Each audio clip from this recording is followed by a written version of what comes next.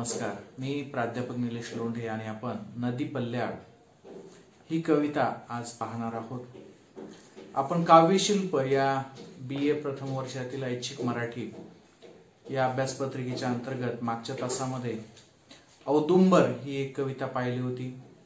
त्याच्यापूर्वी सागरास ही कविता पाहिली होती. सागरास ही समुद्राला बनवून समुद्राला एक मानवी रूप देऊन लिहिलेली कविता होती. औदुंबर ही सुद्धा अशाच पद्धतीनं चिंतनशील व्यक्ती किंवा दुःखी थोडीशी विरक्त स्वरूपाचा व्यक्ती आणि निसर्ग चित्र या स्वरूपात ती मांडली गेली होती. त्याच्यानंतर जे आपला नंतरची कविता आहे ती आहे नदी पल्ल्याड. आता नदी पल्ल्याड म्हणजे नदीच्या पलीकडची. आता ही जी कविता आहे ही रूपकात्मक नाहीये किंवा ही प्रतिकात्मक स्वरूपाची नाहीये.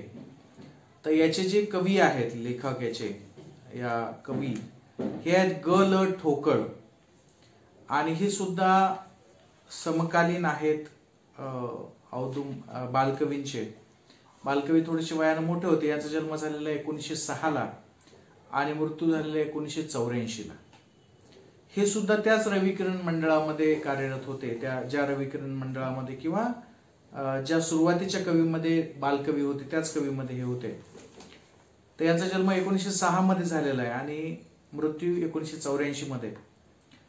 तर यांना रविकिरण मंडळातील एक कवी मानले जाते आणि यांचं वैशिष्ट्य म्हणजे जानपद कविता किंवा जानपद रचना हे त्यांच्या लेखनाचं महत्वाचं वैशिष्ट्य होतं. जानपद म्हणजे ज्याला आज आपण ग्रामीण असं म्हणतो, खेड्यातलं वातावरण म्हणजे खेड हा जो भाग आहे जानपद, खेड्यातलं चित्र, खेड्यातले नायक, खेड्यातली नायिका, खेड्यातलं वर्णन, लावणी, शृंगार, विनोद अशा पद्धतीचं लेखन जे करायचे त्याला आपण जानपद लेखक असं म्हटलं जातं. तर यांनी कथासंग्रह लिहिले आहेत. त्यांच्या नावावर ढोकळ गोष्टी आणि कोंदण हे कथासंग्रह आहेत. गावगुंड, टेंबा या कादंबऱ्या आहेत. गावगुंड म्हणजे गावातले टेंब, म्हणजे त्यांचं लेखनाचं जानपद म्हणजे खेड गाव हे त्यांचं केंद्र असायचं. त्यांचा सुगी हा एक प्रातिनिधिक जानपद गीत संग्रह आहे. जानपद म्हणजे खेड्यातल्या याच्यामधला लिहिलेला. तर मीठ भाकर हा त्यांनी स्वतः लिहिलेला एक कविता संग्रह आहे. तर हा जो स्वतः आताची जी कविता आहे ही सुगी या जानपद कविता संग्रहातील आहे. तर मराठीतील ग्रामीण जाणीवा, खेडाचं वातावरण, खेड्यातलं सगळं जे ग्रामीण म्हणता येईल ते जीवन मांडण्यामध्ये ग.ल. ठोकळांचा एक महत्वाचा उल्लेख केला जातो. आता ही जी कविता आहे नदी पल्ल्याड नावाची ही अतिशय सोपी कविता आहे आणि याच्यामध्ये खेड्यातलं एक प्रसंग वर्णन केलेलं आहे. त्या काळामध्ये लावणी आणि पोवाडे हा प्रकार असायचा. लावणीमध्ये एखादी स्त्री, लावणी तर आपल्याला माहितच आहे, एखाद्या पुरुषाविषयी किंवा चित्र व्यक्त करायची. तशाच पद्धतीची ही थोडीशी आहे कविता. या कवितेमध्ये एक नायिका आहे, कवयित्री, म्हणजे कवी जरी नायक असला, ढोकळ हे जरी पुरुष असले तरी त्यांनी स्त्रीच्या भूमिकेतून ही कविता लिहिलेली आहे.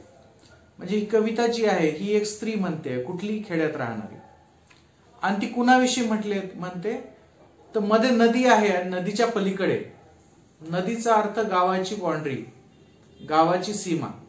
कारण या गावामध्ये ही राहते नायिका आणि दुसऱ्या गावामध्ये तिचं जिच्यासोबत लग्न होणार आहे किंवा तिचा जो प्रियकर आहे तो आहे. आणि म्हणून इकडून त्याच्याकडे पाहताना जी काही भूमिका तिची आहे ती इथं मांडलेली, म्हणजे स्त्रीच्या भूमिकेतून इथं कवीनं या कवितेची मांडणी केलेली आहे. तर नदी पल्ल्याड या कवितेची सुरुवात आपण करूयात. अगदी सोपी कविता आहे, याच्यामध्ये सहजपणे लक्षात राहणारी कविता आहे. तर ही म्हणते नदी पल्ल्याड ग झुले कुणाचा पटका, लावितो जीवाला चटका. नदी पल्ल्याड ग म्हणजे आता ही नायिका जी ही नदीच्या अलीकडे आहे शेतामध्ये, आणि नदीच्या पलीकडे तिचा जो होणारा पती आहे किंवा तिचा जो प्रियकर आहे किंवा तिचा जो कोणी त्या बाजूले तिला आवडणारा जो आहे, इथं आपण असं गृहीत धरूयात की तिचा पती, होणारा पती, जिच्यासोबत त्याची सोयरीक झालेली असा किंवा प्रियकर. तर हा म्हणतोय की नदी पल्ल्याड ग झुले कुणाचा पटका, लावितो जीवाला चटका. म्हणजे तो खेड्यातला माणूस आहे, तो कसा काय घेतलेला आहे त्यानं, तर पटका घातलेला आहे. पटका म्हणजे डोक्यावरचा पटका आपल्याला माहित असेल. लग्न प्रसंगी फेटे घालतात, फेटा या पद्धतीनं, तर ते पटका म्हटलेलं आहे. तो कुणाचा पटका आहे, कुणाचा पटका झुलतोय, म्हणजे कोण तुऱ्या, म्हणजे रुबाबदारपणे कोण. आपण आता डोक्यावर काहीच घालत नाही, परंतु त्यावेळेस फेटा बांधणं हे रुबाबदारपणाचं लक्षण असायचं. तो फेटा घातलेला कोण आहे, कोण फिरतोय, तर तो कोण आहे, तर हिचा प्रियकर आहे.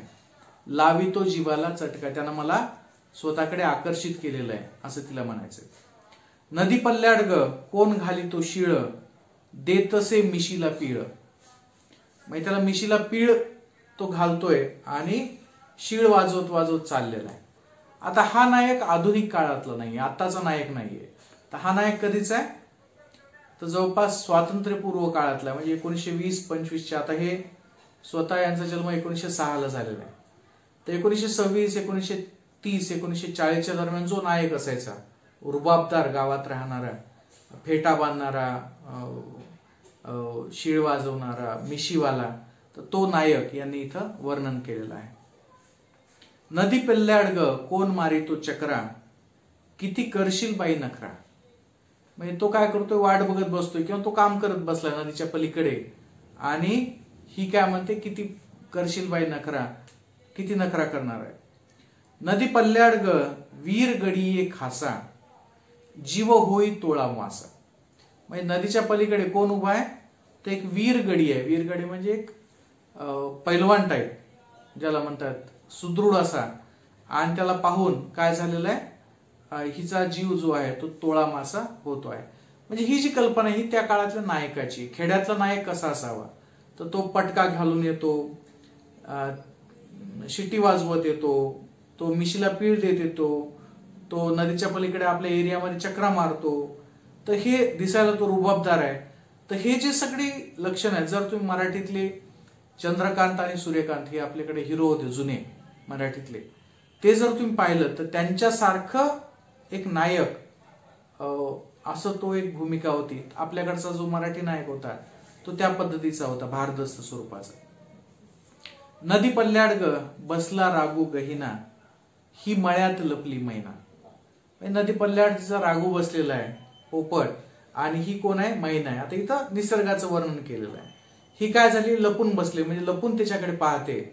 आणि शेवटची जी ओळ आहे ती म्हणते, नदी पल्ल्याड ग पान नागवेलीचे, ते पान या सुपारीचे. म्हणजे लग्नामध्ये जो विडा घातला जातो, लग्नामध्ये जे पान आपण पान खातो, तर ते जे लग्न करताना विडा देतात, म्हणजे नागिनीचं पान आणि त्याच्यावर सुपारी.